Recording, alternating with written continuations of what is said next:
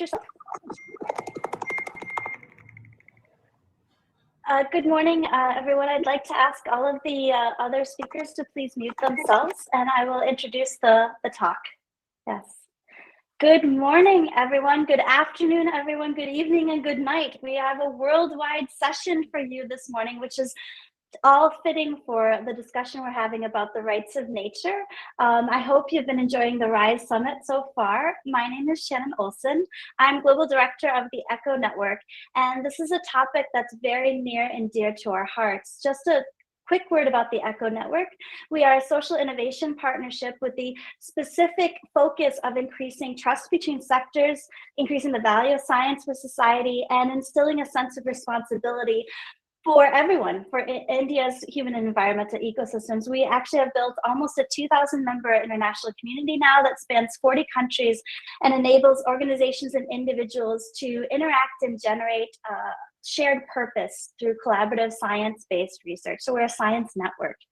And the topic that we're discussing today has really been spearheaded by our own head of engagement, Tina Petrao, and she's assembled this wonderful group of people together for you. And we're very excited to engage in this discussion.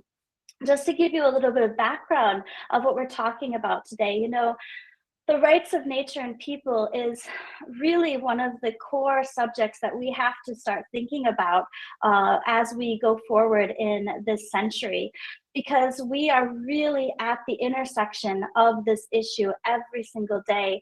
Earlier this week, a friend on Twitter sent me a link of a highway in India where 13 black buck had leaped to their death because they had no other way to cross the road. And it was incredibly painful to see, not only because black buck are an Indian antelope, an endemic species, but also because I studied them from my own research as an ecologist at NCDS in Bangalore. And it was incredibly painful to see, but this image really brings to the forefront the issue we're discussing to me. What should be the rights of nature? Our animals, our plants, our water bodies, our environment, what are their rights? And what are our rights as human beings? Because we do need to get from point A to point B. We do need to grow and develop. We have increasing demands over the next 50 years. How are we going to meet those demands while also respecting the nature around us? So that is the purpose of the discussion here. We have a fantastic group of individuals to speak with you here today, but I'd like to start by having Kamal Bawa give a nice overview of the topic to you for about the next 10 minutes. Kamal's a really good friend of mine. He's been a mentor of mine for many years. He is the founder, president, and chair of the Ashoka Trust for Research in Ecology and Environment. He's also a distinguished professor of biology at the University of Massachusetts in Boston. And I will not speak anymore, and I will let the experts speak themselves. So Kamal, thank you for being with us, and we look forward to hearing from you. Thank you, Shannon, and good morning as well as good evening, wherever you might be. And I'm just delighted to participate in this forum and really want to thank, first of all, ECHONET for giving me the opportunity to share my thoughts. I have worked in India for almost 60 years in the field, starting as a graduate student in early 60s. And I've seen a continuous decline in biodiversity over these last 60 years. So when we talk about the loss of biodiversity, I think there are many people now in my age group that can relate personally to the crisis we are facing. And so the overall question before us is how we can enrich our approaches to strengthen conservation of biodiversity and its sustainable use while keeping in mind all sorts of rights of nature, rights of people, and so on and so forth. The organizers gave me a list of questions from which I can choose to address a few, and I've chosen to address 5 questions, and I'll go over those very, very quickly. I think first question I want to consider is, what is the potential of rights? Potential of right-based approaches, especially in India, But first of all, what are the rights-based approaches? I think we are basically talking about three types of rights. There is a human rights concept, which has a very deep history in philosophy and law, and it is guaranteed in many political systems. Then there's a nature's rights concept, which again has a long history in philosophy, but it has a short history in law. And it is guaranteed in very few political systems. And then there's the concept of indigenous rights, which incorporates both the rights, both human rights as well as nature rights. And it again has been discussed in some countries. I think prominent examples are Ecuador, Brazil, and of course India, as Shannon mentioned.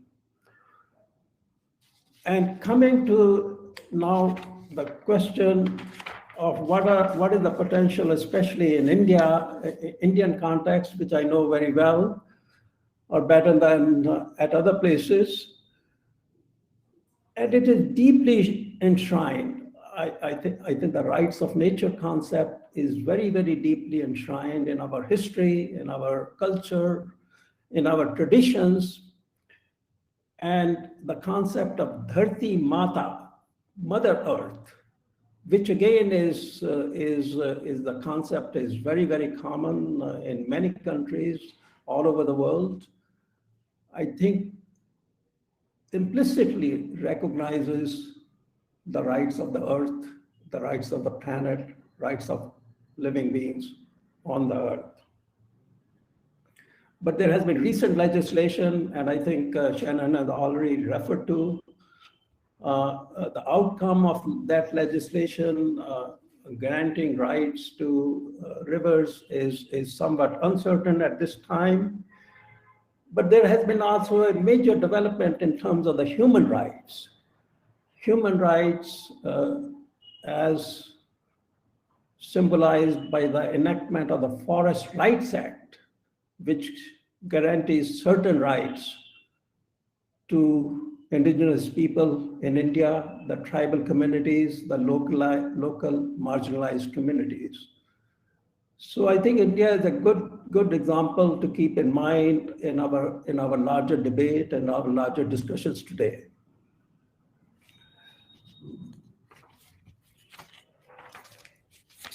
The next question I think I want to deal with is, what is the progress? What is the sort of progress we've made in recent years in terms of conservation of biodiversity, keeping in mind the rights of the local communities, and keeping in mind the rights of nature. Both Shannon and I had a very good fortune of participating in a biodiversity collaborative, which is a coalition of many organizations in India. And the biodiversity collaborative in recent years have championed the cause of a national mission on biodiversity and human well-being. The National Mission on Biodiversity and Human Well-being has been sponsored by the Prime Minister's Science, Technology, Innovation Council. Working together over the last 3 or 4 years, we have developed a roadmap for the mission. I think the main elements of the mission are linkage between conservation and restoration of biodiversity with human rights and human well-being. The mission has 7 components: agriculture, climate change, mapping life of India, and one can go on and on. And so the mission seeks to deal with the issue of decline in biodiversity in a very comprehensive way, in a very collaborative way. And by collaborative, I mean working together among various stakeholders and the principal stakeholders being local communities. So once the mission gets going, we hope soon, there would be work underway at several sites in the country. As a matter of fact, pilots are already underway in many of these places. And I think there the approach is, while we keep in mind the need to conserve nature, we are conscious and aware of rights of the local communities in terms of using those resources. And we recognize our approaches must link preservation of nature with human well-being. And each component of the mission is linked with specific goals, specific sustainable development goals. And the next question I want to consider, and I'll be done in a couple of minutes, nature's right, have they made a difference? There has been discussion now going on for a number of years. And concept of nature's right, a formal concept of nature rights is more than 50 years old, starting with Christopher Stone's work. Now there's a larger concept, the concept of Earth System Law, which makes us move forward. And there has been, again, a number of efforts in terms of empowerment of local communities and indigenous groups. And the law has been applied to various environmental issues, biodiversity, rivers, ecosystems, and so on and so forth. So we are making progress. And I also want us to keep in perspective the difference between North and South perspectives. This is one of the issues I was asked to comment on. I think in the North, we have well-developed legal systems. I'm talking about global North. And there is protection for some non-human entities, or it has been discussed, corporations, unions, partnerships. I would say fairly long history. And current systems are too rigid in dealing with biodiversity and climate crisis. In contrast, in South, there is strong tradition and culture, and perhaps not so strong legal systems. And current systems are too weak in dealing with capitalism, markets, and climate crisis. So we have to keep these differences in mind. And what we need is a system that combines virtues of each. Indigenous communities' rights to use resources, and these rights are protected, and ecosystems' rights to exist and to be protected. And the last few words are, where do we go from here? And I'm reminded of Thomas Berry's quote, rivers have river rights, birds have bird rights, and humans have human rights. The whole rights-based approach is becoming a significant tool in our discourses, and it is bound to gain strength. But we should keep in mind, it is not a panacea. And thank you for this opportunity. I may have exceeded my 10 minutes, for which I seek forgiveness. Thank you. There is no forgiveness needed, Kamal. It's always a joy and a privilege to listen to you, and you've been so inspirational to me, and I'm so grateful to hear your thoughts, and what a wonderful introduction to the topic, and I deeply appreciative of you being here with us today. So now we're going to start the discussion. I see that we already have some questions in the chat. I think I actually will pose the one question to Kamal right now because it just came up. Kamal, one of Deepali has asked what strategies that we could use to mitigate anthropogenic activities on our ecosystems. I think this is a good question for you, and you mentioned it a bit with the national mission, some of the activities, but maybe you can give a couple examples.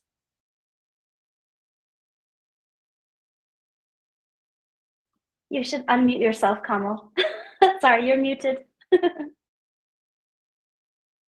Sorry. I thought since I exceeded my 10 minutes, I will not be allowed to speak anything at all. But in any case, yeah, as I mentioned, I think our approaches have to be very comprehensive. I think we have a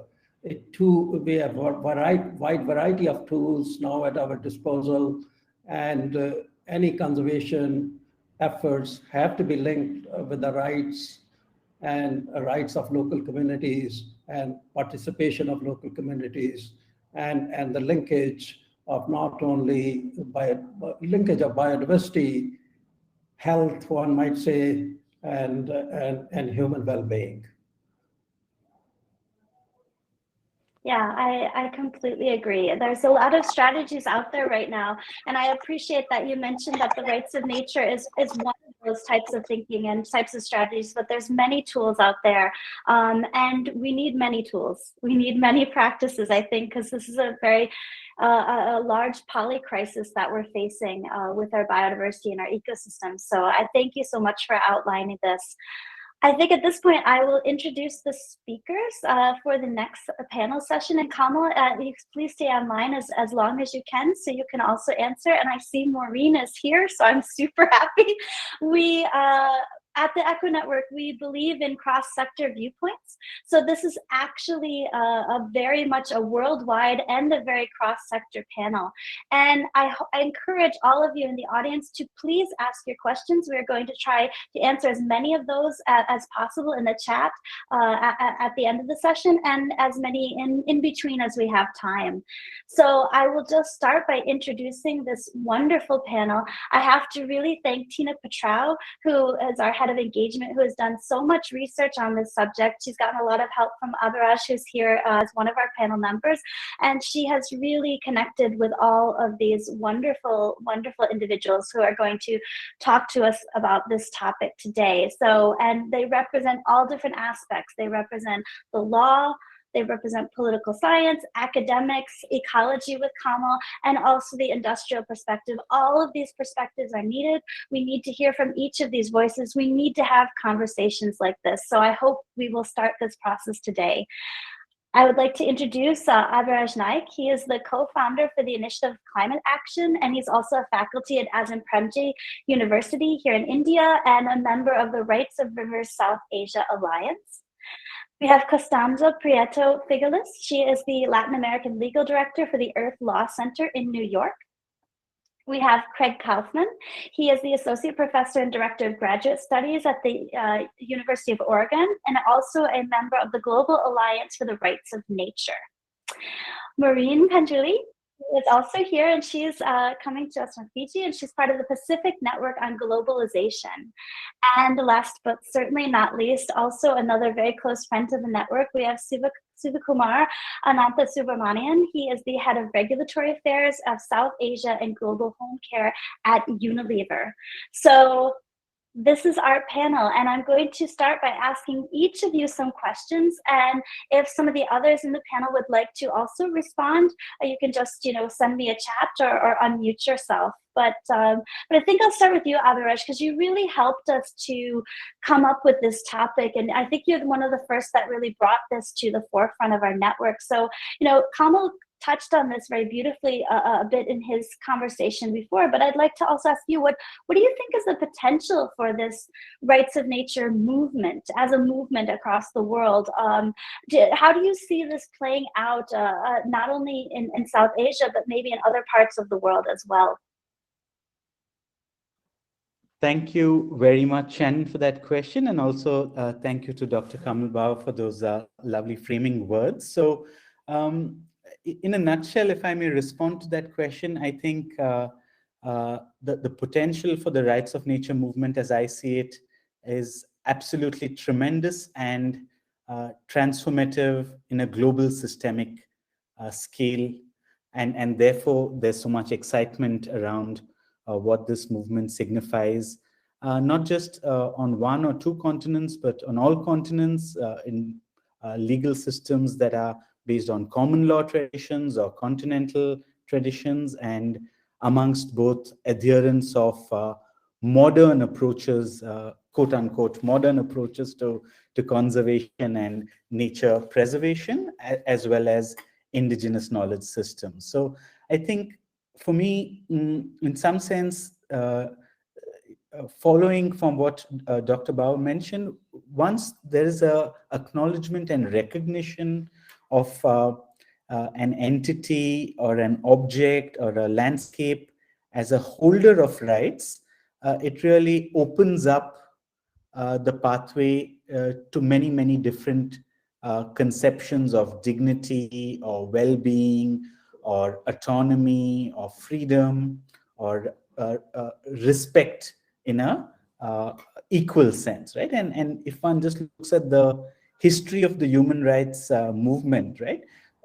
Even if one goes back all the way to the Magna Carta or the French Declaration of Rights of Man and Citizen, or even modern day constitutions, including the Indian Constitution, it starts off from an acknowledgement of rights, and then there is a cultural and a social and a psychological change. So I'm really seeing this as the start of an acknowledgement that business as usual cannot continue, right? An acknowledgement that in some sense our extractive treatment of nature almost as something that is made for our use and does not have any interest of its own cannot continue, right? And across the world, either through constitutions, right? For example, with Ecuador, or more recently in Panama, or even with the effort in Chile, you're seeing an introduction into the constitution, or in some cases, you're seeing a legislation, for example, in New Zealand. And in other cases, you're seeing a court acknowledging that nature has rights. My final word on the question is that this movement's extraordinary potential also draws from its ability to really integrate different kinds of supporters and defenders of nature, right? And if I may speak very, very bluntly, so far the fight to protect nature is being lost by the defenders, right? But when one has a legal acknowledgement of the rights and interests of nature, I think the paradigm and the dynamics change in a very, very significant way. So I'll stop with that. Thanks. Thank you so much, Abhay. That was really beautifully stated. What a nice way to start the panel session. And you really mentioned this extractive nature that we have, and for sure, I think everyone, certainly everyone on this panel, but I think everyone in the audience is very familiar with this issue that we are, as a globe, over-consuming. Yet, at the same time, our demands are going to increase as our population grows, especially in the global south, where in most countries the population continues to increase, which means we have to find some balance between the two, because we do rely on these natural resources for our own survival. So that said, I would really like to turn the question over to Sivakumar and ask, from an industry perspective, I mean, what do you think about the rights of nature? Because oftentimes these are thought of in completely different terms: growth and development on one side, rights and protection of nature on the other. But really, the conversation has to always bring both together if we're really going to be able to address these issues. So I'd love to hear your thoughts. Thanks, Shannon. No, so I'm probably the odd one out here coming from the industry, but look, there's no doubt that nature's rights are to be protected. Yes. Having said that, because there are a lot of benefits to it, and it, as Professor Abhay said, and before Dr. Bava, it's depleting. So there's clearly a concern. There is clearly a need to conserve that. Having said that, it should be balanced, right? I'm coming from the industry where we believe that the conservation the conservation is important, but it should be more about sustainable sourcing and sustainable use of nature, and that's how it should go, because as we have been talking about human development, human rights, etc., the focus seems to be on the indigenous communities who are in and around these nature areas. But the fact of the matter is nature offers a lot of benefits to regular citizens as well, or to public as well, whether it is medicines in the form of Ayurveda, whether it is even for your cosmetics, etc., where the natural treatments are far better than the synthetic ones, or it could be anything else. I mean, I'm just saying that in such a case, the rights are important, but it should be balanced, not just with the human rights of the communities, but overall, because there's a lot nature can offer to us, which we should tap into, and it's all about. So the thing is not just putting on a very rigid conservation process in terms of legislation or whatever, but rather how can we bring in legislation which will cover it, at the same time allow you to use it. I mean, the example which comes to me is almost like, like it's akin to plastics today. I mean, plastic waste is considered a huge problem today, and plastic is pointed as a villain, but people should realize plastic is really good. In fact, if you do the life cycle assessment, plastic is far better than glass or metal in terms of the environmental, overall environmental sustainability. However, it is the management of the waste which is a problem, which if done properly, things can be. And that same principle applies, in my opinion, here.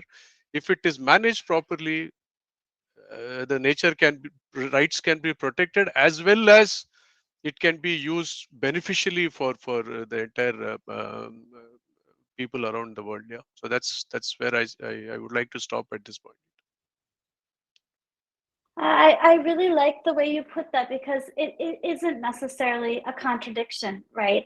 We can have sustainable use of our resources, and we can also respect the rights of nature. They're not necessarily opposing viewpoints, even though they're often presented that way. And while you're the lone industry member, you are an important voice in this discussion, and it's really part of the Eco Network's philosophy to make sure that everybody's voice is represented. And I know you mentioned indigenous viewpoints, and Maureen we have here, but I'm not sure if her sound is working yet. So I actually think I'd like to take the topic to Constanza. We also have a question about the effective implementation of the law. And actually, Constanza, you're coming from the Earth Law Center, and I actually would like you to talk about what are the working models for the rights of nature, and also, how maybe they can be used to resolve this issue of effective implementation that was asked in our chat. And thank you for being here as well. Hi, thank you for the invitation. I'm very honored to be here. Yeah, I find this question a little tricky at the beginning, because when we are planning to implement this right of nature, we are thinking in big, like reform and do a transformative change of paradigm, So when we see the current model, sometimes we are not in that stage yet to create an harmonic relationship with nature of all the actors can align in new values in our legislation or economic level. So at the beginning, when I face this question, I say, well, what really are these working models? But answering this question, I will focus in which are the models who not only recognize right of nature, but also enjoy of a sufficient systematization to be applied in their context and have been replied in comparative experience. I think even though are more than 170 legal provisions that recognize right of nature, we can say only 2 or 3 models are really fully working or doing a lot of effort to be implemented, I will say probably the Ecuadorian constitutional model are one of them, who recognize like nature as a whole have right of nature, recognize all citizens can act in favor of nature, have a standing to recognize nature, and have nature has intrinsic rights, recognize intrinsic right of nature, and also the model of New Zealand, who is a different approach, more centered in governance, recognize personhood in a specific ecosystem. But I think both models are working because first are legal models. I think one in constitution, one in an act, so have an legal system supporting them in terms of budget, in terms of institution, and have enough time of working like more than a decade. So we are seeing like results. Both have different approach, but both are being progressively working on time. Also, we are seeing results like citizens are using these systems, like their institutions are working, like creating or advancing or progressing in these approaches. Like judges have been trained, for example, in Ecuador.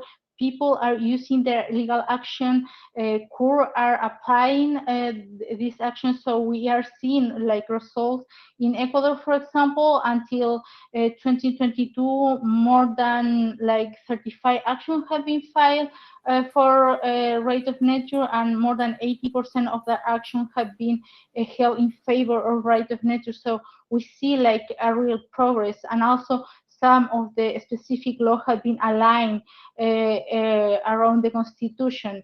Of course, we are not like perfect. Of course, we are not seeing like the big change of paradigm yet, but we see, for example, this model. Now we are talking in the UN, we are talking in the IUCN about right of nature. So they are working because they're influencing like the international level too. So I think that is why also are working. Constanza, I really appreciate that you also talked a little bit about the fact that these are actually models in practice. You know, Kamal mentioned this too, this idea of the rights of nature. It's not new. It may be new to some people in our audience. You know, it was something that came to me through a story about, you know, making a lake a person in my, you know, my home country where you are right now, the U.S. So for me, even though I'm an ecologist, I wasn't so familiar with this issue, but it actually is an ongoing practiced strategy for many countries and many localities. And Craig, I'd actually like to come to you for this question. You know, since you actually have such experience, as I said earlier in our practice session, that you wrote a book on the subject. So what better person to come to? So maybe could you kind of follow up on Constanza's point and talk about some of these practical ways which we can actually address the rights of nature, not only from things already in practice, like Constanza mentioned, but maybe for other countries, other localities to start thinking about this issue in their local areas. Yeah, thank you. Yeah, I'd like to, I guess, make a few comments that tie in to a couple of the threads of discussion we've had. You know, I think it's, so first, I run a project called the Eco-Jurisprudence Monitor that tracks these initiatives around the world. And I just, before we got on, I checked, and we've been able to verify there are currently 339 rights of nature initiatives in 32 countries, and the number grows every day. So and so in that sense, that's one way of measuring the effectiveness, or which is just sort of the sheer growth in the sort of the willingness or desire of people to think about and pursue these. And that, I think that matters a lot, because like when people ask me about measuring effectiveness, it's going to be a while before we can measure it in terms of ecological changes, because those happen on a long time scale and implementation has been short so far. And also, it's not like we're talking about massive paradigm change, so that's not a process that happens very quickly. And so I think one could argue we're seeing the effectiveness of some of these approaches just in the sheer growth in the mass mobilization behind these new ideas. So I just wanted to put that out there.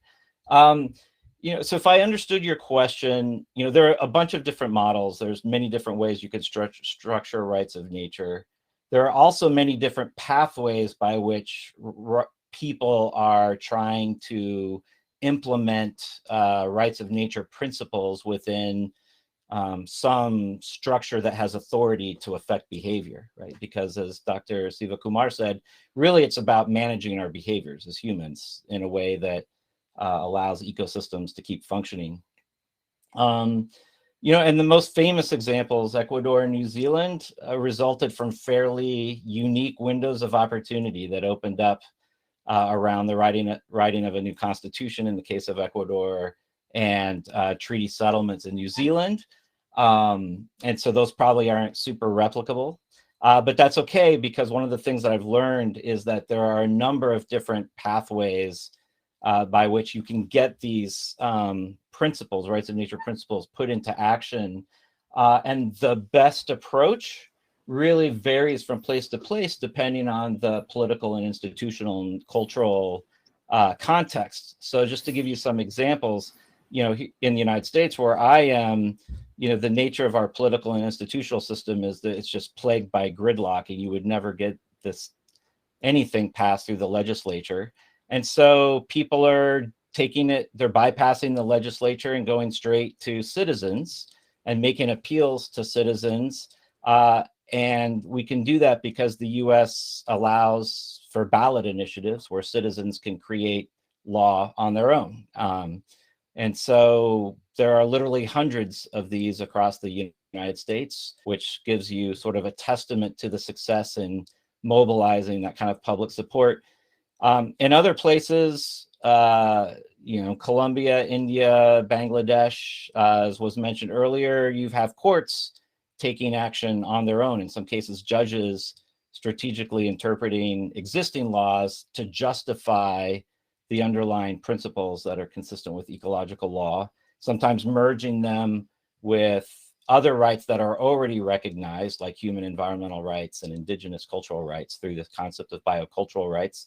And in those countries, that can happen because you have, public interest litigation in India or tutelas in Colombia and other Latin American countries that give individual citizens a pathway for accessing the courts.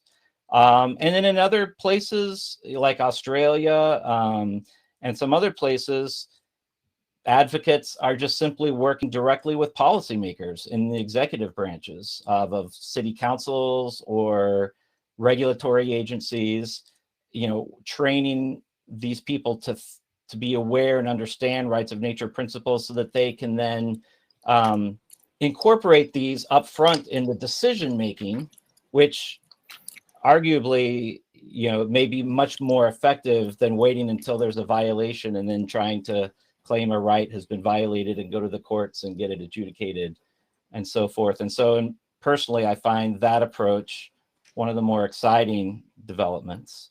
And so I would just say, for people who are interested in this, you find the pathway that's best suited to your political institutional context. And then it matters what kind of framing you use to sort of frame rights of nature, because it has to be done in a way that's salient for the local culture. So in the United States, this is done by framing rights of nature as a way to enhance local democracy, because you expand the notion of what the community is to include non-human members of the community of life, and then write the laws such that the local community members have the authority to determine how ecosystems are used. And that's framed as sort of strengthening local democracy, which is a framing that's strong in the United States and has the advantage of overcoming partisan divides that often, whereas in other places, and particularly in indigenous communities, it may be framed as a way of protecting sacred natural sites. This is a framing that's often used in Africa, or recovering ancestral knowledge or strengthening kinship ties to the land or what have you. And so I'll leave it at that. That was fantastic. I also appreciate the teaching moment that you just provided, which was wonderful to give an overview of some of the ways that these ideas are being implemented. And I also appreciate because you also answered the question that's in the chat, which was talking about the lowest levels of hierarchy, because you really brought it down all the way from constitutional level, Constanza mentioned this, but all the way down to local communities and how they can implement it, even without having the laws behind them, right? Just going Right. through their own community interventions. So I really appreciated that nice overview. And you also mentioned Indigenous rights, and I really hope that Maureen can hear us. I don't know if she's here. Maureen, are you there? Her audio has not been working, and we've been trying desperately in the background to get her audio to work. All right, I hope that she'll be able to come on a little bit because I really would like to hear her perspective. It's very important. But in the meantime, I'll go back to Constanza because you straddle the North and the South, right? You're in New York, but you also you represent Latin American studies, and Craig gave a lot of examples from South America, from Oceania, from Africa, and I'd like to hear from your perspective. What do you see as the differences between the global North and the global South? We hear this as a discussion.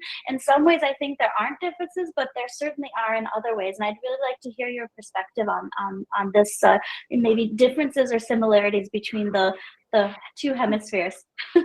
Yeah, it's hard to talk for me global North in terms of rate of nature because for example, United States, it has been probably the origin of the rate of nature, like a more contemporanean, or the introduction in the Western law of this conception.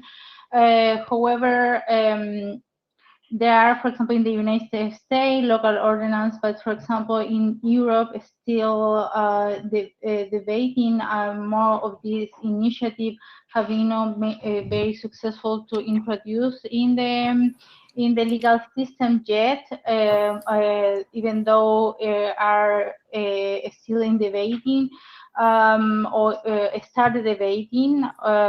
So for global North, I will reduce more my analysis to maybe Canada or the United States. What I see them first, a contra-intuitive, we think maybe we see a lot of initiative like or success, for example, in Latin America, but we can see the most quantity of initiative we can see in the United States. That is very surprising for me, and I check in the tool Craig mentioned before. In eco jurisprudence, you can check the United States have an amazing quantity of initiative that is incredible, local initiative. So that is, for example, really amazing. More of that is different with, for example, the South, probably because in numbers, the United States have maybe the most quantity of initiative. Maybe not all are successful, but we see still part of the origin of the movement. I see a difference in also the motivation. For example, as Craig said, the motivation for why we are adopting rate of nature, probably we can see a difference in the South and in the North. In the United States, like Craig said, even though some of these initiatives have path in tribal law, there are also other kind of motivation, like more to strengthen the participation of the communities and open the way for democracy, for example. And in the South, we can see more relationship with concretize this relationship with indigenous people, or also clearly a motivation against the capitalist system, for example, in Ecuador, Bolivia, even in the movement in Chile, you can see that, or more clearly for conservation. For example, in Panama, we talk more about that. In that, also we see difference in the way how you concretize right of nature. In Latin America, probably has been how crazy more open windows to introduce directly in the national legal system, like in the frameworks, like constitution, like general laws, and have been like laws who are mandatory for all citizens. So of course they have more strength for the people and have been more concrete. In this application, for example, Ecuador, now Panama, we can see a lot of initiatives trying to create the path for implement this right. And also, I can see, for example, in the South, a more clear or more open relationship between right of nature and spirituality. For example, in Ecuador, in New Zealand, even maybe the Chilean constitution or the draft were more neutral, but they openly trying to show this relationship between the spiritual side or the indigenous people spirituality and Mother Earth, for example. And I think in the north, or the experience in, for example, the local ordinance are more neutral in language, have other probably objectives. And also in the south, I see it's more clear the relationship between human rights, indigenous rights, more in constitutional levels or international law, and right of nature, I would say. Yeah, so I mean, that reflects a lot of, historical and cultural differences as well. And I mean, this is kind of a broad question, right? Because you can't even lump anything in the hemisphere together, right? And you brought that up, and so did Craig in his previous answer about, honestly, every country, every locality has to address this issue based on their own ecological, cultural, social, economic histories, and I appreciate you giving that viewpoint. Abu-Raja, Constanza just mentioned, this idea of, how we, different cultures, different societies have different relationships with nature, and I wanted to really come back to you. So how do you see this idea of the rights of nature helping us to change how we think about nature and the world? This theme has been really running through all of the discussions up to this point, but also it was brought up at the very beginning that we have to, and you brought it up about changing our lifestyle and overconsumption. So how do you see these concepts really playing out and helping us to live more sustainably? Sustainable consumption is something that Siva mentioned as well. Thanks very much. So I think, in some sense, these threads have appeared already in some of the comments from my co-panelists. I'm seeing the paradigm change occurring at least 4 fundamental levels, and I'll very quickly outline those. I think first, and for me, the most important is the paradigm change from one of hubris and arrogance, right? In some sense, that we are the most important species or form of life or story, if you wish, to one where a certain humility comes in, right? And in some sense, a certain acknowledgement comes in that we are part of a interrelated story, a multi-species story, an intergenerational, mineral, plant, animal, spiritual kinship story, right? And that is, for me, the most profound, transformative paradigm that can, be ushered in through the Rights for Nature movement, because once that happens, really most other things, including how we consume, how we travel, what we eat, what we wear, how we build our settlements, how we carry out scientific research, how we organize industry, everything gets affected by that, right? And I think following closely on the heels of that first big point about the place of humans in history and in the world and in ecology, if you wish, would be just sort of very clearly looking at this narrative around growth, right? And asking the question of, do we really need those crazy magic numbers of GDP growth, right? And I think, with all due respect to narratives of sustainable development and the need for a balance, etc., the reality is that even as GDP figures go up, inequality within human populations also goes up, right? So you have these very often cited figures of the 1% of the world having as much as the bottom 70%, so on and so forth. So for me, the Rights of Nature movement really gets us to once again ask, do we need this kind of consumptive, extractive, contaminating, polluting growth?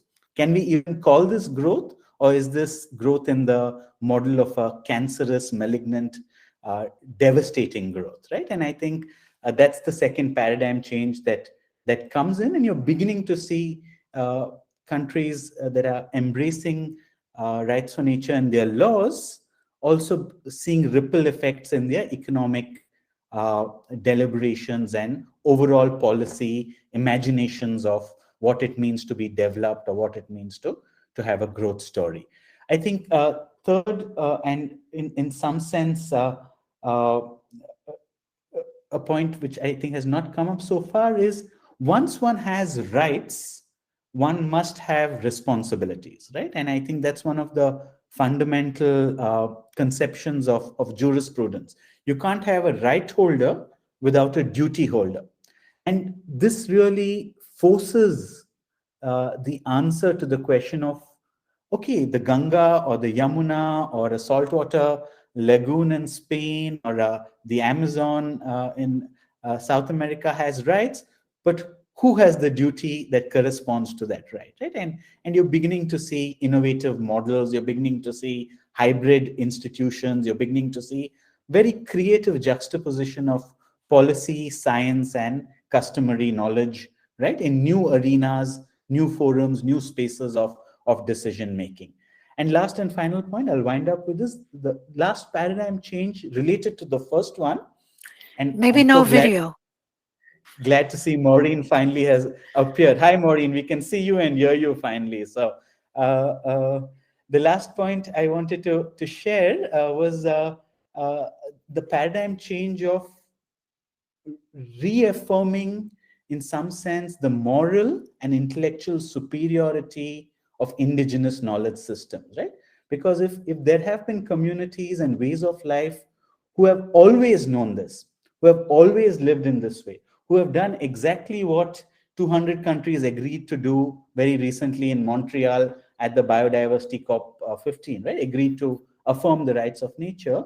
What does that say to the sort of epistemic violence that we've enacted on indigenous knowledge systems, right? And it tilts that paradigm to once again, in some sense, reify the indigenous wisdom that we have forgotten. So I think those are the different ways in which this can really get us to take everything differently, nothing less than, as we walk, having kinship with the ground beneath our feet, having almost a sacred relationship, if, like Constanza said, we embrace that spiritual dimension to our role in this web of life. Abhay, that was so beautifully put, and there was so many nuggets of information about that, and really particularly this idea of change and who has to change, which is actually us. And Craig, I'm going to come back to you about behavioral change, but since we finally have the beautiful Maureen with us, I'm so happy that we have figured out a way to connect with her. And you mentioned the importance of Indigenous peoples in this conversation and their perspectives and their cultures. So, and this is really Maureen's expertise and why we have asked you to come to the panel today. So I hope you can hear me, Maureen, and welcome. And I'm so glad we finally got you online. And I'd really like to ask you, we've been talking about various paradigms for rights of nature, different practices, law-based actions versus community-based actions. And I would like to really ask you in particular, because we've been bringing up the importance of Indigenous practices, Indigenous thinking, Indigenous histories and cultures in this conversation. So how do you see the rights of nature as a pathway for recognizing Indigenous laws and practices, or perhaps impinging upon them? There might be a backlash as well. And I'd really love to hear from you on this. And I'm so glad you're here. I was so happy you joined.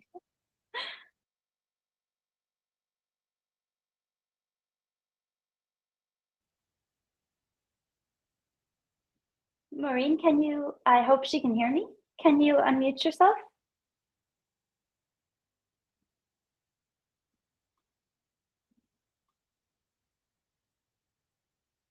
Oh, I'm actually not sure she can hear us.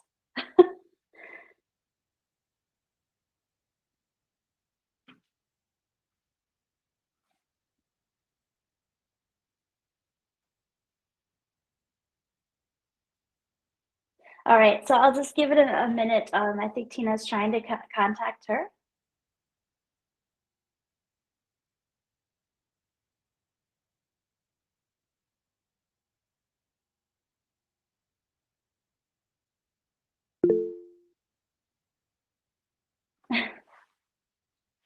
In the meantime, I think while she's connecting, I will take the conversation back to Craig. I mentioned you before. Abe just so beautifully talked about the need for change at an individual level, at a national level, how we think about things like GDP going forward. So I'd like to hear from you about the importance of behavioral change in this discussion, and what does that mean, and what is that going to entail for us at different levels of society, for us here in India, for you in the US, for different countries in all of the continents across this globe? Yeah, thank you. That's a really great question. I think the way I want to I can answer that a number of ways, but I think the way I want to answer it will sort of tie into previous comments about sort of how we balance human development needs and rights of nature. In my mind, one of the biggest, first off, I want to say that in my mind, like, rights of nature isn't the end goal itself. It's just a tool to get that hopefully can help us get to the paradigm and systems change that Abe described so well. And it's not the only way you could do that, right? So there are other models that are more responsibilities based, that takes our responsibilities framing, like ecocide or protecting sacred natural sites and so forth. But one of the important elements of the underlying rights of nature framework that I think really differentiates it from sort of conventional wisdom and conventional approaches is that it recognizes that humans are not separate and apart from nature, and it takes a systems view, first of all, right? It recognizes that the natural world is not a bunch of independent stocks of resources that can be taken and used in different ways without affecting the whole. But rather it's a set of nested systems of which we humans are part. And therefore human well-being is dependent upon the well-being of the systems that we're a part of, right? And this matters for how we conceptualize sustainable development, because the conventional approach to sustainable development pretends that there are these three spheres that are each independent and autonomous, that there's sort of the natural sphere, the economic sphere, and the social sphere, right? And it sort of assumes that these are all, and sustainable development happens in the Venn diagram where the three overlap. Any ecologist, right, will tell you that's not actually how the world really works. That nature is the only system that is truly independent and autonomous. social systems can only function to the extent that it has access to functioning natural systems.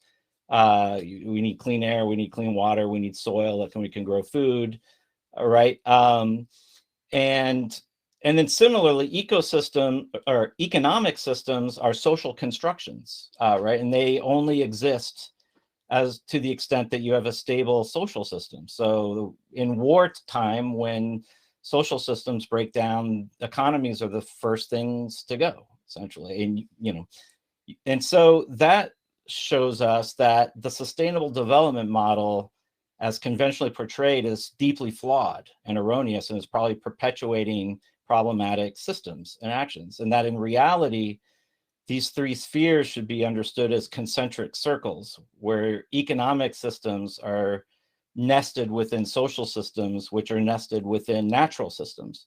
So when we talk about balance, I mean, we have to just sort of understand that, humans are going to always need to use parts of nature to survive. Again, we are part of the system. So this is not a conservation approach, right? Where you wall off nature and there's no human interaction. There's an assumption that humans are part of the ecosystems and we're going to impact them. But the point is that it is illogical and self-destructive to prioritize, to destroy the ecosystems that you're dependent on, to prioritize, economy to the point where it overwhelms or damages the ability for social systems to function. And it's similarly illogical and self-destructive to prioritize social systems to the point where the natural systems that they depend on get overwhelmed and can no longer regenerate their cycles and cannot function. And so that is, in my mind, one of the biggest sort of aspects of the paradigm change that impacts how we rethink systems and what it means to actually balance, right? And it doesn't mean that so as Dr. Sivakumar said earlier, it really does come down to how we manage our behaviors, right? But the key there is, and I think someone else made this point earlier, which is really important, is that nature is so complex that it's beyond humans' ability to fully comprehend the systems. And so it's, I think, naive and arrogant in its self-destructive way to think that we could ever manage nature to try to bend it to human will. And instead, we need to redesign systems to manage human behaviors to fit and adapt to the natural systems that we're embedded in and on which we depend for the conditions for life. I think you're absolutely right, and as an ecologist, I can only agree about this complexity of nature. And nature, I mean, a plant or a tree or a frog doesn't go around thinking of its socioeconomic status in the environment, but what it does is it tries to survive as best it can in the midst of all this complexity. And it does take that complexity into account through various biological mechanisms, and this idea that it's not to understand the full complexity of the system, but finding our niche in it. And you mentioned Siva as well, and that requires actually regulation at different levels. And so this is really your expertise from the industry side. So I'd really like to come back to you. We bookended. You were much earlier in the conversation, and now here again. But I'd like to think from the industry perspective, right? When we're talking about all of these different strategies that we've heard today, and then thinking about how do we regulate this at the industry level to ensure that we are utilizing the natural resources to the extent that we need to for our survival and our own human prosperity, but also retaining the prosperity of our natural systems so that they are sustained for us. Because as Craig said, these are not Venn diagrams of separate issues, they're all one issue. So I'd really like to hear from you about this perspective, and especially from the regulatory standpoint. So I think regulations are needed. Let's put it, I mean, let's be honest here. I mean, if you let industry, I'm from the industry, but if you don't have any regulations, industry can run wild here. So let's be clear on that.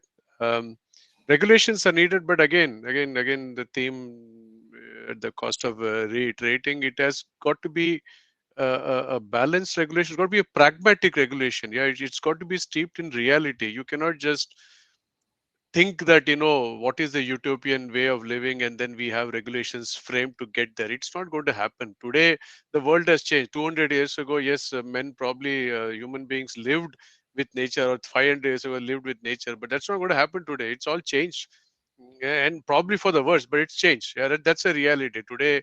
Professor Abhay was saying, is should we run after GDP? Countries will run after GDP, right? I mean, that's how the system has become. So let's face it, might not be ideal, but this is what it is. And then so the regulation should reflect that. So it cannot be and measures have to be taken, and the industry has a responsibility in this as well, in terms of how do we do it. So for example, if there are areas where, I mean, for example, sustainable, from an industry point of view, giving example, sustainable use of palm, for example, it's talked about a lot.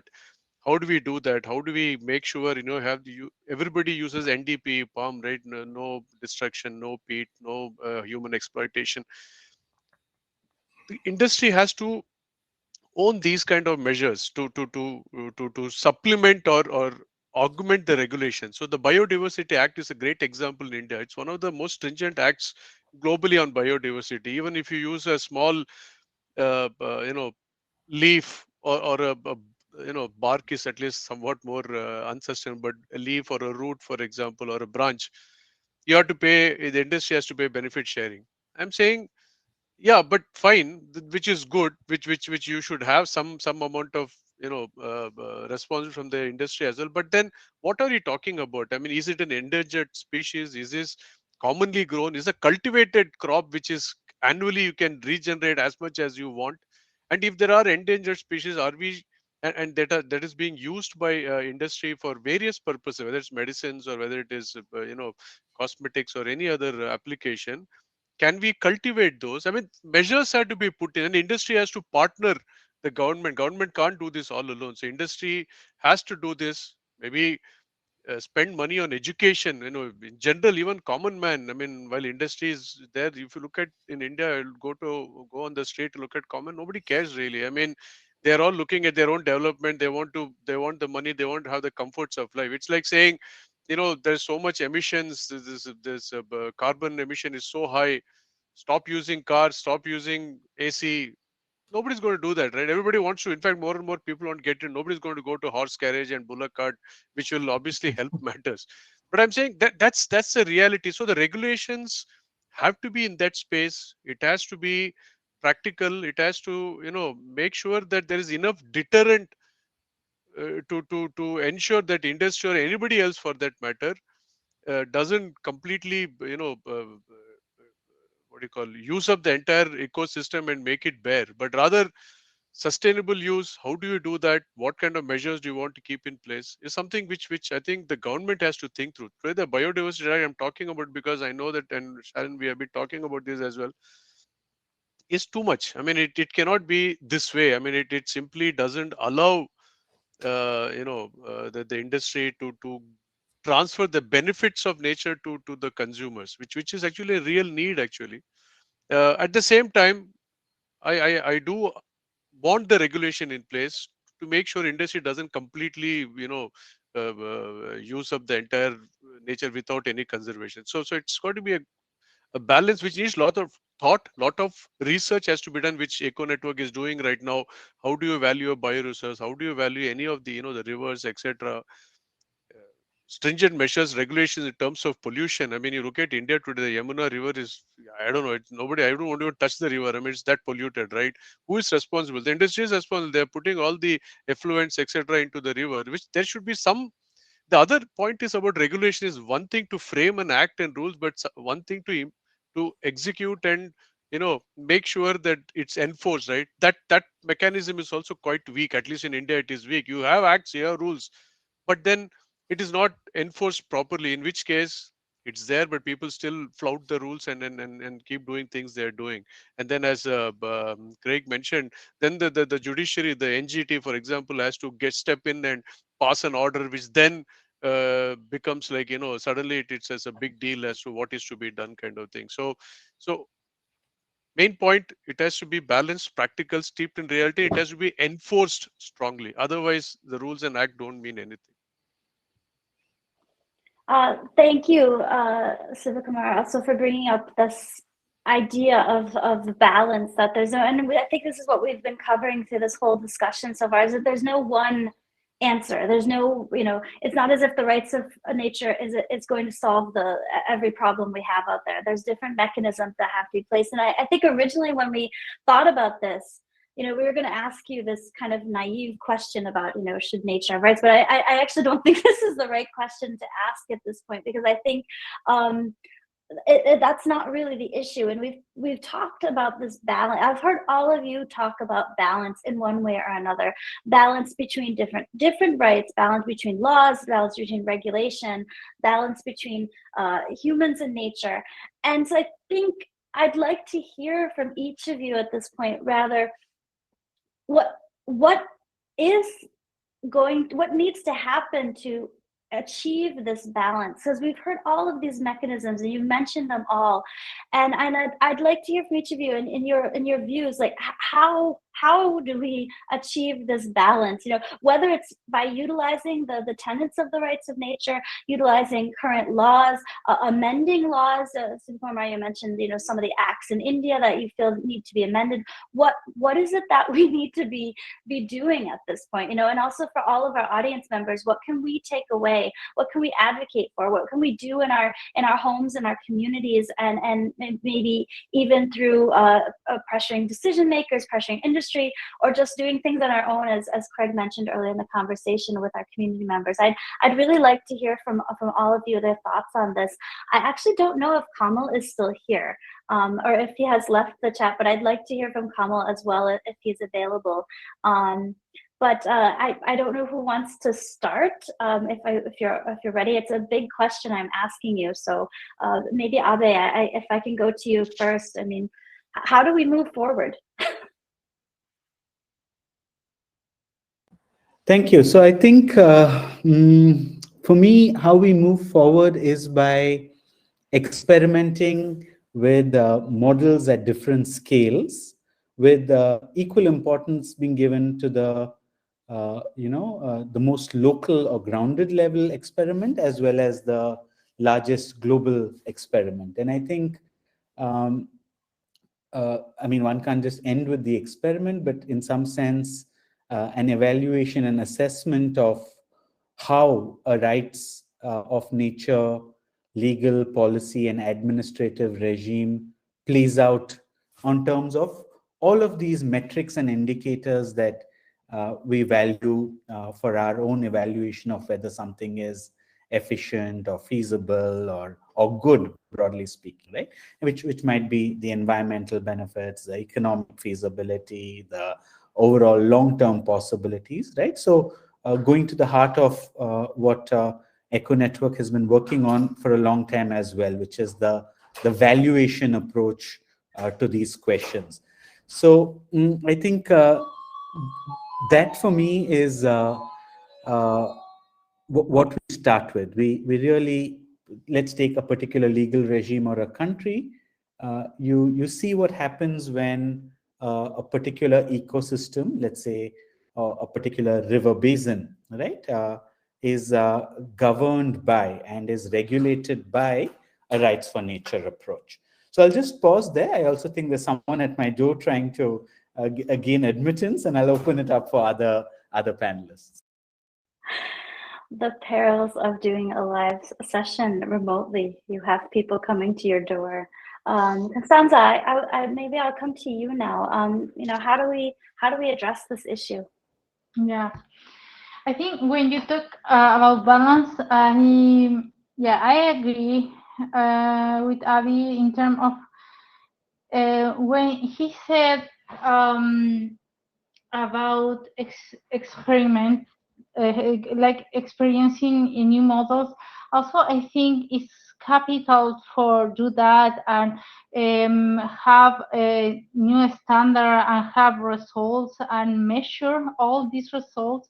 Probably start like bringing other kind of professional to this framework or this cosmovision of right of nature.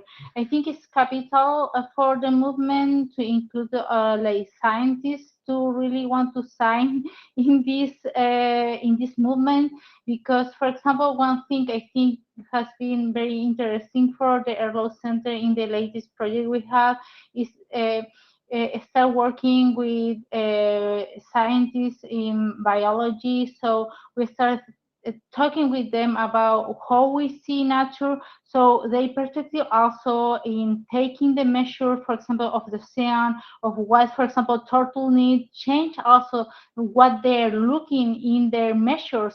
And so I think if we can talk with them about what we are looking for, like reestablish the balance, about like we're looking to see what nature needs, or what are the level of to establish also our or see what is the measure to make the earth, or for example the sand or a river healthy. Maybe also the scientists can understand what are the standards we are looking for, and also can be translated in a legal standard or in a regulation, you see, and can change everything. Now, sometimes a legal standard and related on what is the minimal of pollution, and not really what is the minimal for make environment to thrive or flourish, you know. So I think it's capital to have to achieve the balance of what Avi said, like also include other perspective, like scientists, but also industry, also politicians. We need all of us of the society include in this perspective. We cannot be like a bunch of legal staff or all indigenous people. We want to all have harmony with nature, and that means all of us, not only some people or only the ecosystem. I think that is the starting point. Thank you, Stanza. And also I'm deeply appreciative as a scientist for you bringing up the importance of science in this discussion, because I think it's often talked about as more of a social, economic, legal issue. But science, of course, plays a role in just understanding those ecosystem services and their valuation. And as you said, the minimum levels of contamination, pollution effect that humans have on the environment, that needs to also be incorporated in these discussions. So yeah, thank you for that. Craig, how about you? How should we move forward in this discussion? There's so many things I would want to say. So I guess one thing I will say is, Costanza's exactly right, which is to say, I mean, the rights of nature is just a framework of principles for how we should design systems. But of course, we're talking about paradigm change and massive restructuring in all kinds of systems, whether it's energy systems, economic systems, and social systems, and so forth. And so it really does need a very interdisciplinary approach to put it into practice. And I think that is sort of the next, I feel like that's where the movement is right now.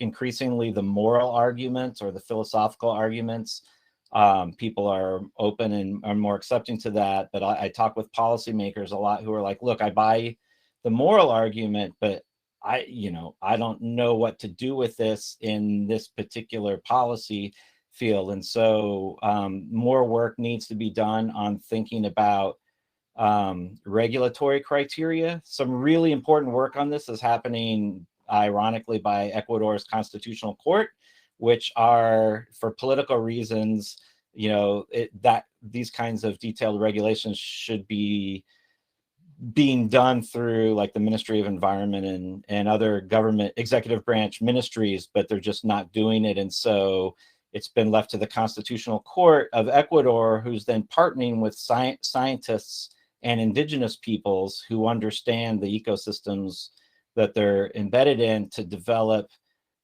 sort of regulatory frameworks for how you would recognize when violations of rights of nature exist, and therefore restoration, therefore you have the responsibility or duty of restoration to restore the ability for the cycles to generate and adapt and evolve naturally and so forth.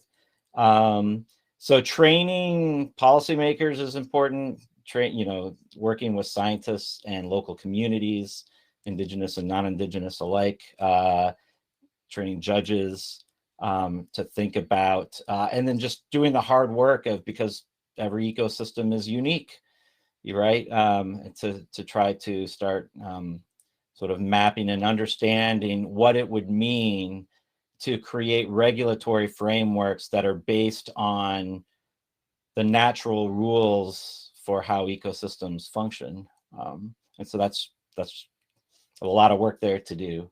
I do want to say, I guess, and then equally important is to listen to economists who are developing new frameworks for ecological economics, because we are going to have to rethink our economic systems. And I respectfully disagree that we're inevitably locked into using GDP as the criteria. Talking about local experiments, there are alternatives. For example, I'm thinking of the Genuine Progress Indicator, which has been put forth as an alternative to the GDP. It's similar to the GDP in many ways, but it accounts for negative externalities like pollution, biodiversity loss, exacerbating climate change. And so just simply does a better job of sort of measuring, are you doing good or are you doing bad overall, not just in terms of how much can you produce and consume, but what is the overall impact on sort of natural and social systems. And there are a number of cities in the United States that for city and state planning are moving to the Genuine Progress Indicator because they're having to adapt to climate change. And frankly, they really do want to know, they want to be able to track, are they doing better or worse? And they're beginning to realize GDP is not useful for that, really. And also, when we talk about, you've heard a few times also Siva mentioned that we're, our network's working on this idea of ecosystem valuation, which is what many, many, many organizations across the world and scientists and others, economists have worked on. And you brought this up, that the term valuation isn't an economic one. It actually has to bring in lots and lots of different perspectives. And how do you bring those into the formulation? How do you bring cultural services of our ecosystems into that conversation, which don't necessarily have monetary value, but have enormous value from a societal perspective? There's a lot of aspects of our ecosystems that are not easily put into a currency or a GDP or any sort of economic model that we use. So I think that was a very important point you made. But Siva, you were the one that brought up GDP. So I want you to be able to respond to this and also, talk about how are we going to move forward with this concept? You also mentioned this idea of, some regulation, but we can't over-regulate, and that there has to be a balance. And so I'd really like to hear from you, how are we going to achieve this balance? Okay, so I don't want to say too much about GDP. That's not the point of discussion anyway. But the point is that, what Craig mentioned is happening in Europe and the US, but developing countries don't think that way, right?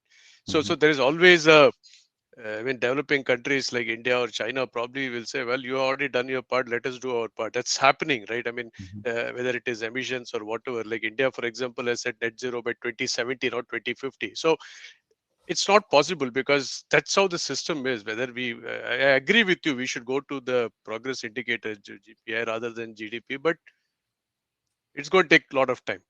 Anyway, coming to your original question, what should we do? I think I agree with Constanza. All the stakeholders have to come together, right? So there's government, there is industry, there's academia, maybe the consumer NGOs, and there is institutions, etc. And the citizens themselves should come together. And typically, I look at two examples. One is the plastic waste problem, which gained a lot of significance in India. And then currently the climate change, the carbon emissions, which is happening. The government came out in the plastic case, the government came out and put out, they started by saying we'll ban plastics, right? that was kind of, a major issue, because without plastic, life can't be imagined today. I mean, it take a long time to get to an alternatives of plastic, which is viable, which is economically viable, which is, even from an environment point of view, is not as, nothing is as good as plastic when it comes to overall. But there is a clear, genuine problem in terms of plastic waste, littering, clogging, rivers and canals, etc. So the government came. So then industry, academia, everybody jumped in saying, no, this is not the way to do. And then suddenly industry came up with technologies to move away from the multi-layer packaging, which is non-recyclable. They're moving away from multi-layer, going to mono-layer, which initially nobody thought of, but the science part again comes in, where technology was developed. Recycling of plastics, the government started getting into action in terms of setting up, picking up, using rack pickers in India to pick up plastics, recycle these. There are startups which put up plants to take this plastic, convert them into good quality, which now industry is reusing in their packaging rather than taking virgin plastic. Things are moving beautifully, right? So hopefully and companies have put on commitments, industries are putting commitment by 2025, all our plastic will be recyclable, we will collect more plastic than what we put in, etc. I'm saying the whole movement has started, and hopefully in another, say, 5-6 years, this plastic problem should not be there, and there will be enough ways to tackle it rather than banning plastic. So it started with, and regulations are in place, right? So regulations are still in place, but they have been amended to make sure that it is practical and it is, it's something which will still ensure that there is no plastic waste problem. Similarly, the carbon emissions, the government came out and said out saying by 2017, I'm talking about India because I know India quite well. Others also might have similar process. They said by 2070, we will be net zero emissions. By 2030, we'll reduce 1 billion tons of carbon emission. Once they did that, there are a lot of things happening now. A lot of sustainable energy sources are coming. Electric vehicles are again being brought out in large, instead of using fossil fuel, you're coming up with electric vehicles, which will cut down on the pollution. Solar energy, wind energy. There's a lot of people have green hydrogen. I mean, you're suddenly seeing industry coming up with technologies, government incentivizing people with, with benefits. There are carbon credits, there are benefits. For example, these new technologies are more expensive, but then you give enough incentive to get them to a scale where it becomes comparable. All this is happening, and that's exactly what needs to happen with the natural resources ecosystem. The government has to come up with a commitment, bring in regulate. There are some regulations, but I'm saying a practical regulation. The industry pitches in, starts using technology to see how best to efficiently to utilize. How do you, if you're like in the case of, you use some of the bioresources, you plant somewhere else, make sure that make a commitment, the forest cover has to go up by 10%. I'm just giving in top of my head some commitment like that, then automatically things start falling in place. Academics will ensure how to value, institutions like yours will come up with what is the right valuation, how do we do this. But somebody has to take the lead and start with a, for lack of better word, a dictatorial approach. Well, this is the regulation, you can't do. Then suddenly everybody pitches in saying, no, let's do this, we will do this, we will do that. Otherwise nobody moves into action. Once that happens, I'm pretty sure this can be tackled. I mean, that seems the only logical way to me where things will move. Otherwise it's all theoretical, it will be in discussions, there will be opposition. If the industry cannot meet the regulation, they will go to court. Courts will hold it for years, it will go on, the cases will go on. So that, I think it has to be a practical, all of us have to come in. Training, I mean, training and education of common man is very critical, right? So you start at the grassroots level, you start in the schools itself. Once the children get to know all this, when they grow up, they become ambassadors for conservation and for sustainable use, etc. So I mean, sorry it took some time, but that I think is how I believe which we should go about. Thank you very much. I'd like to just remind our audience that you can please ask questions. I hope, I mean, we've talked about so many issues. You must have lots of questions out there, and we're going to come to them very shortly. So I would like to hear from you. I can see lots of thumbs up and happy signs coming up. So I know there's a lot of you there. So I'd love to hear your questions. We'll be taking them in just a minute. So that you also mentioned, this idea that we have to start, and I think one of the nice things that I've heard from all of you today is that there is a capacity for change and for adaptation. We're seeing this so rapidly. You mentioned in industry, the transfer to things like renewable energy and things like that has really changed very rapidly, and it has gained momentum in a relatively short period of time. So these other types of changes that have been mentioned, increasing capacity, increasing discussions, cross-sector discussions and cross-sector implementation techniques, all of these things are 100% possible and need to happen, and needed to happen yesterday, but better they happen at least at some point. So with that said, we really appreciate the RISE format, which is intended actually to drive this conversation forward. This is not intended to be a discussion that we just have today and you come on and we go, oh, nice talk, but we actually want to take your ideas forward. The ECHO Network is committed to doing this in a number of ways, talking with communities about this issue over the next few months, also bringing it into our projects and platforms, and we hope that the audience members do this as well. So with that said, we need to start somewhere. So this is something that we always ask, and so mentioned this, the need to start. How do we start? What is the first thing we do? You mentioned so many different things that need to happen, and there are a lot of things that need to happen. So if I were to ask you, what is the next thing that you would do? If we get off the call today, what is the first thing we need to do to start realize some of these wonderful visions and hopes and dreams that you've presented, and also realities that are already happening on the ground in many places across the world? So what do we do first? I'll come to you, Craig, first with this question.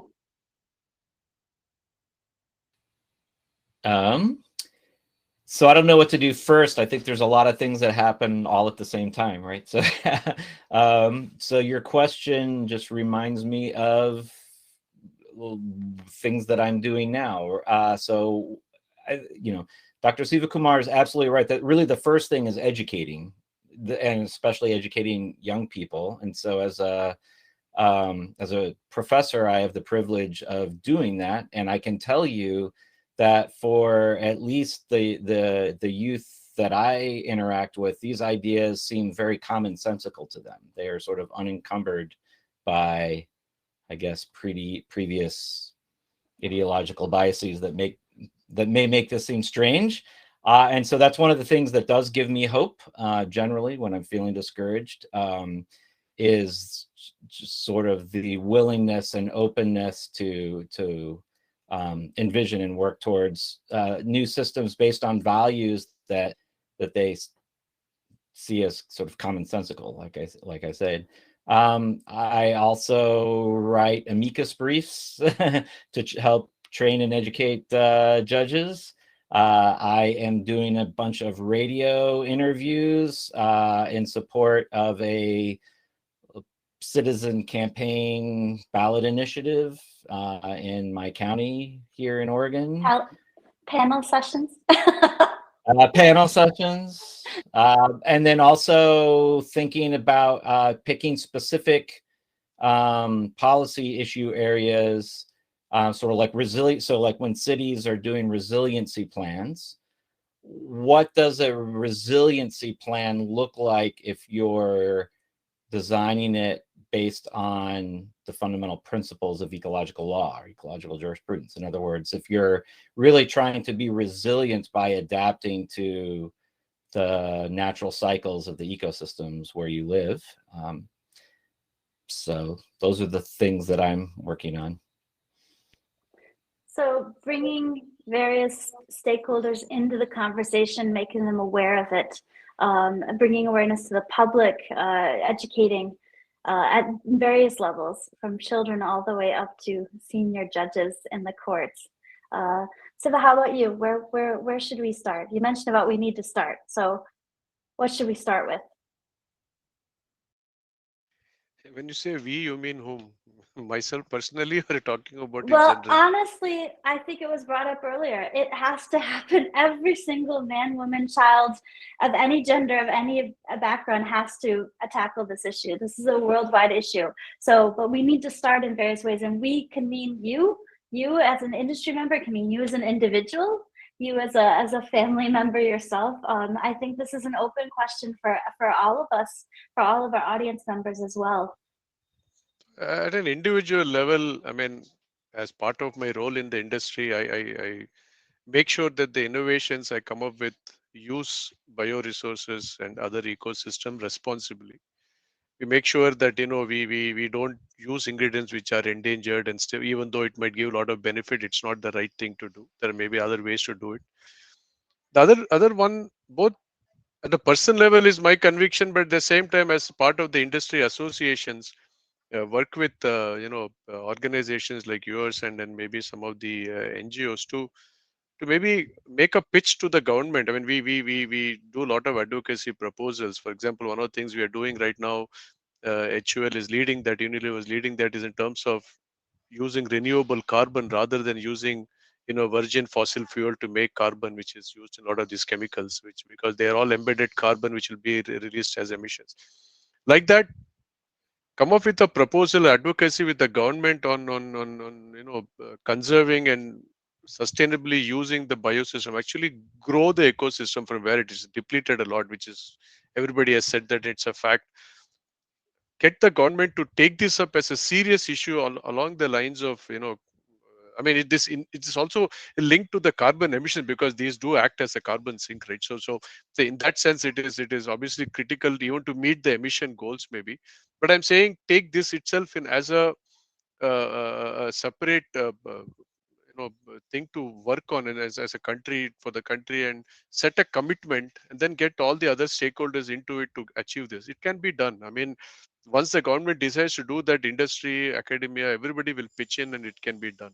And most important, I'm not dealing too much with students, but that's something which we can ask the schools, etc., to start having a, if not a, at least a subject on these, and start educating the young minds, so that when they grow up, they are automatically tuned into this, rather than some of us who are now adapting to it, because we do see the issue on hand. So Absolutely. Awareness is such an important part of this conversation. Constanza, what about you? Where do we start? We writ large, we as the people of the planet who have to live with our nature around us.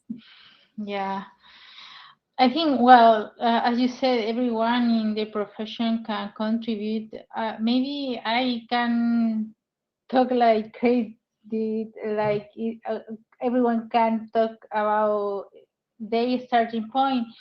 Like in Erlo Center, we always ask ourselves like, what is the plan of the year? And every year is like a new commitment, I feel.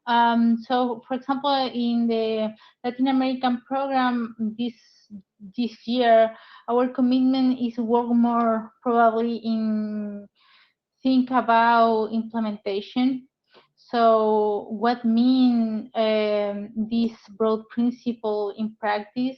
For a long time, I think the for practitioner who or for organization like the Erlo Center and others like start educating judges, like filing amicus curiae, like educating for us was so important. Like I say, like going to all the countries, start to send amicus curiae, educate people was so important. But I feel like we have to keep doing that, but also keep working, like I say, a little bit in going specific implementation law, and start working in what means like rate of nature more in the next level.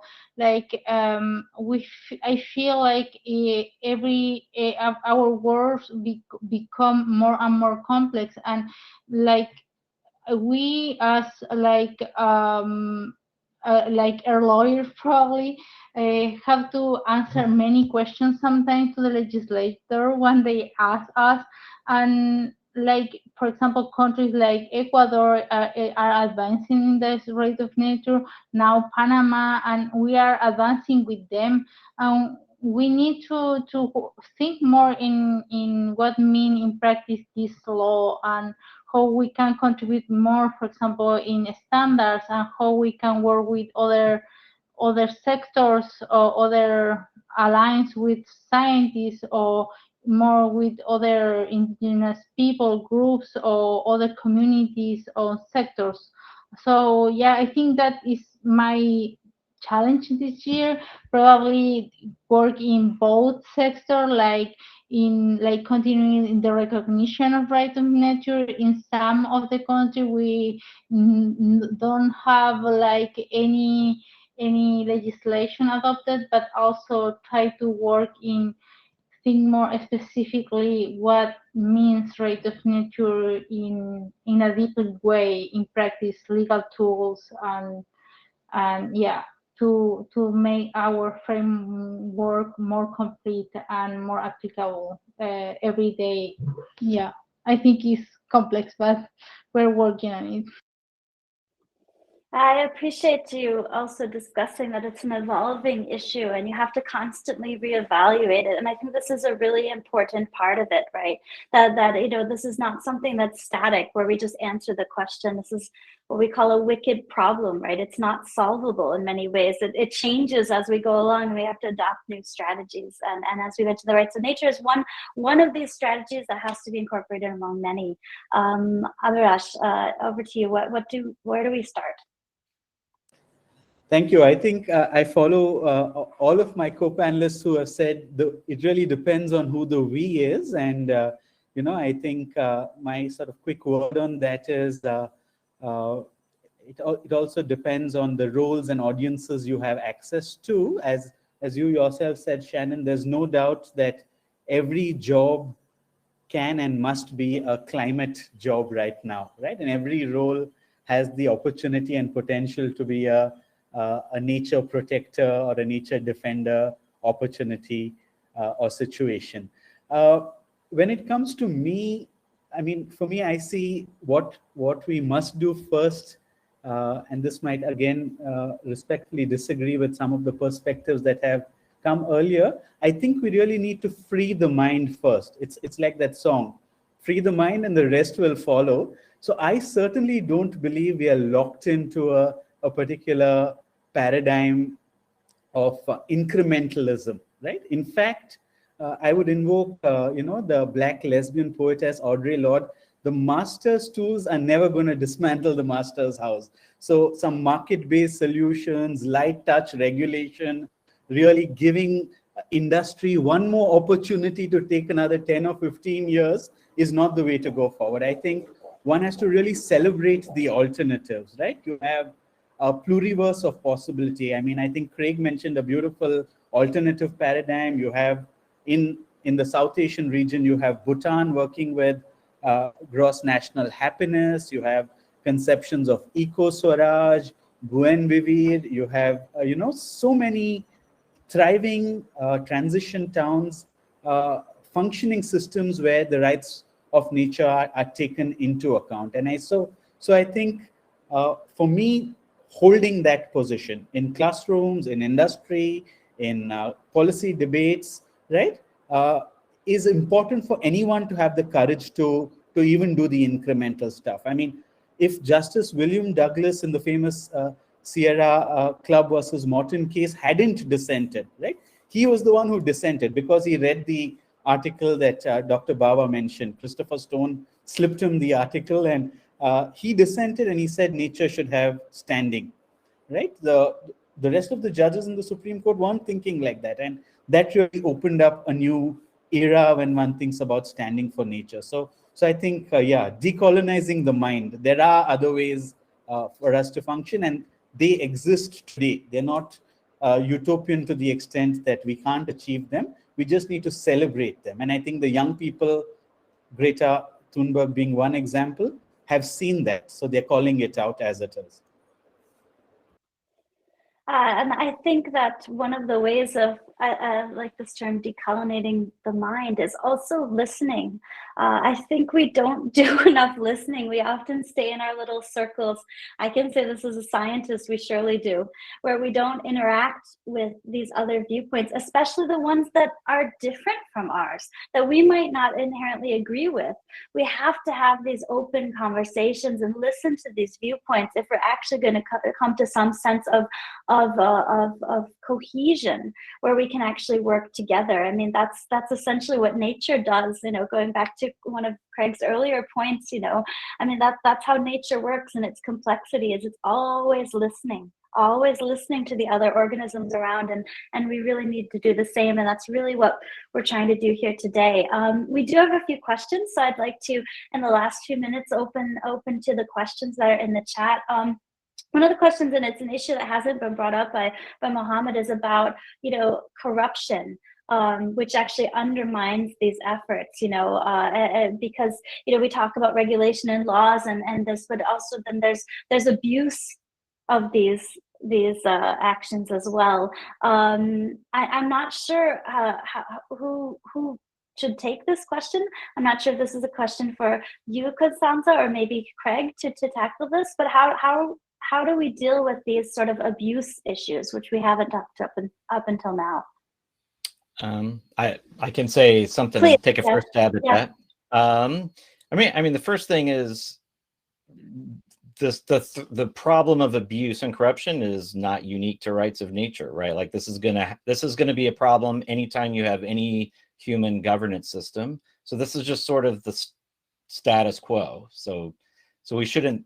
It would be erroneous or I would be problematic to say, oh, we shouldn't do this because there's the potential for abuse, because that exists constantly. So the real question is, how can you design rights of nature governance systems to try to at least protect against that? And I would say one of the advantages of the rights of nature framework, at least as so it depends a lot how you structure these things. We haven't really talked about this at all, but there are a lot of different ways you can structure rights of nature systems, and some of them have perverse negative incentives and some of them are better than others. But one of the things that's become clear, I think, is that it's not enough just to pass a law recognizing the rights. You then have to address issues of how will nature's interests and rights be represented in human governance institutions, something that's often thought of as guardianship or custodianship, or right. And so I think there's a strong argument to be made that local communities that are present and have a long direct knowledge of particular ecosystems should participate in sort of these custodianship arrangements, and so you have to embed these custodianship arrangements in collaborative, integrated ecosystem management systems, essentially. And so the nature of these participatory, collaborative, integrated ecosystem management systems are that you're going to have checks on abuse and corruption, because the people who are closest to, well, I don't want to say closest, but people who have an interest in protecting the ecosystem have direct involvement in decision making up front. And so that you don't wait until there's a violation and then try to work through the courts to get restoration later. And also distributed power and responsibility therein, and also some decentralization involved in the process as well. This is some issue that's talked about in many contexts, the importance of decentralization for a lot of strategies. Constanza, I brought your name up before. I didn't know if you wanted to comment as well on this. Yeah, I kind of follow what Chris said, and also I want to say, for example, Latin America, there are new treaty, for example, Escazú, who trying to make this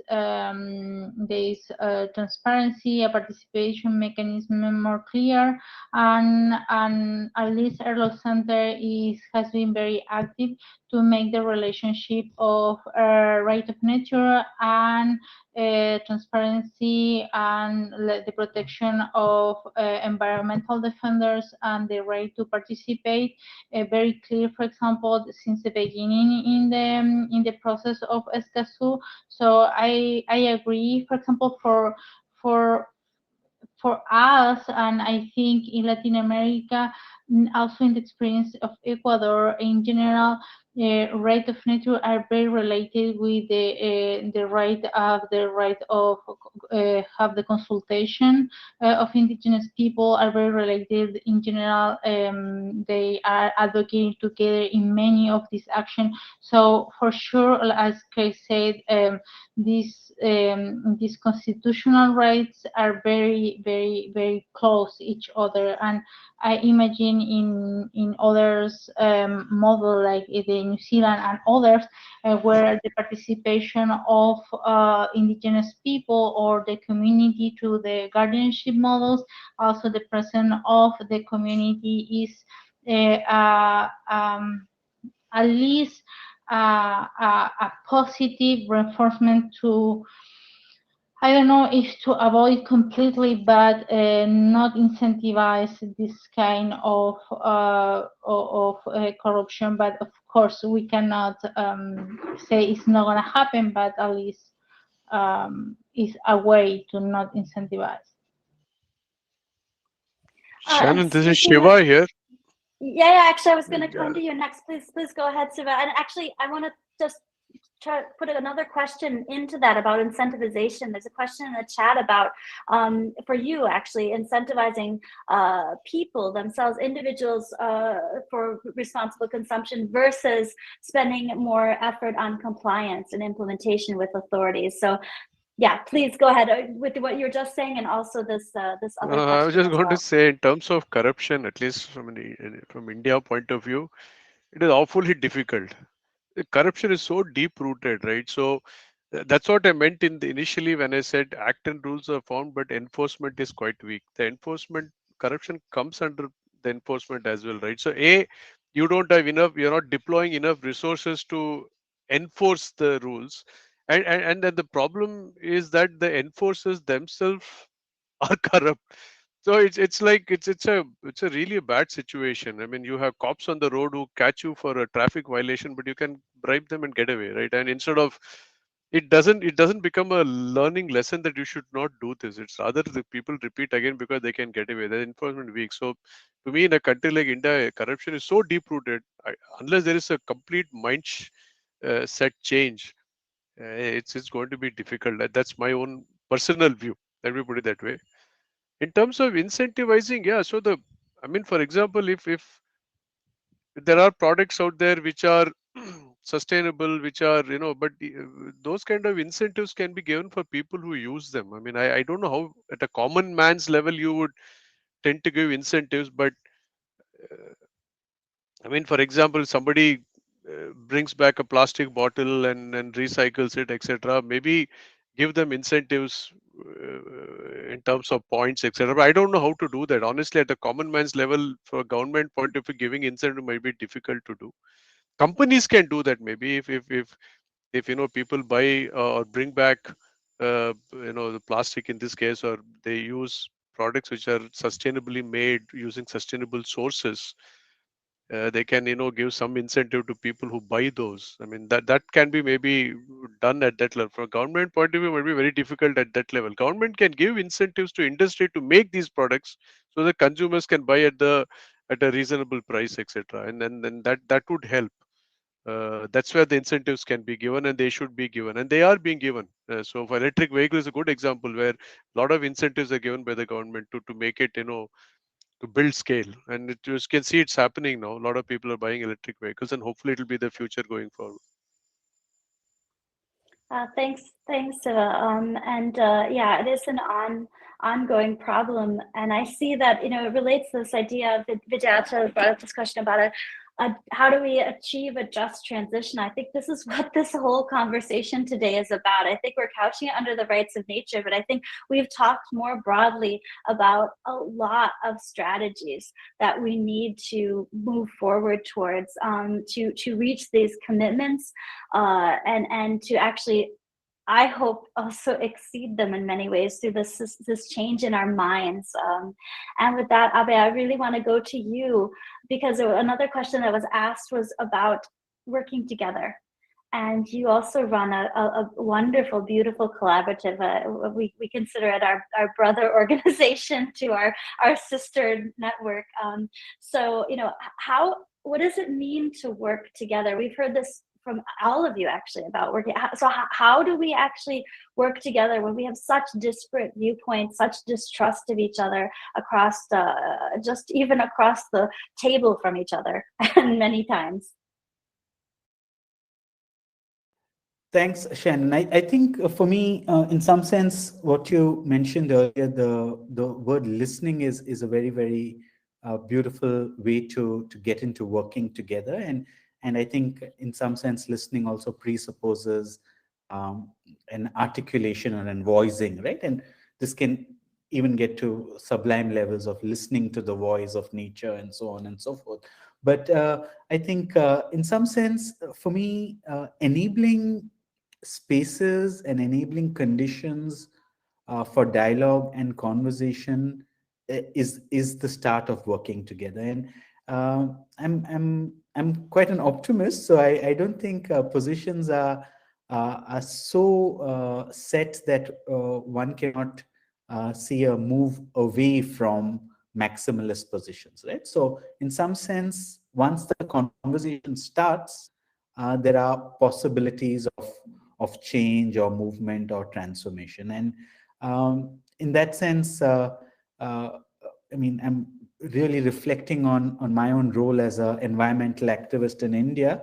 I constantly meet environmental activists or climate activists who are like, we will not work with that person, or we will certainly not turn up for this panel if X or Y is there, right? And for me, that is not the way forward, right? In some sense, I think one has to engage, one has to be willing to forgive, one has to be patient, and one has to be very, very firm in calling out greenwashing or other kinds of deceit. And all of this can happen together. So I think the working together doesn't mean that one is married for eternity, right?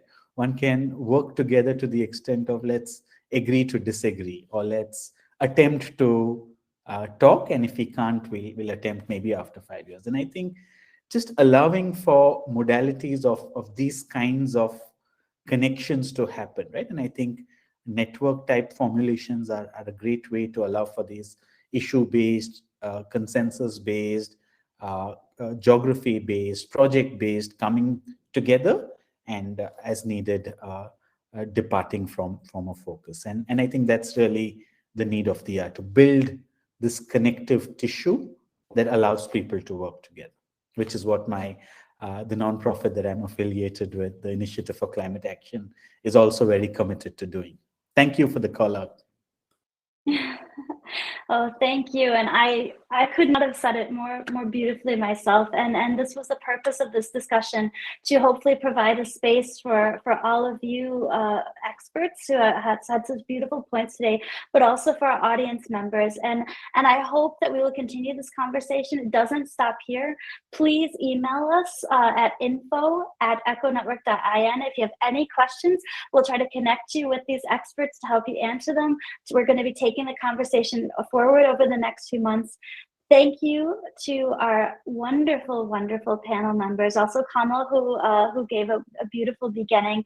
I'm sorry we couldn't hear from Maureen today. Hopefully we'll try to bring her in at a later time in another discussion.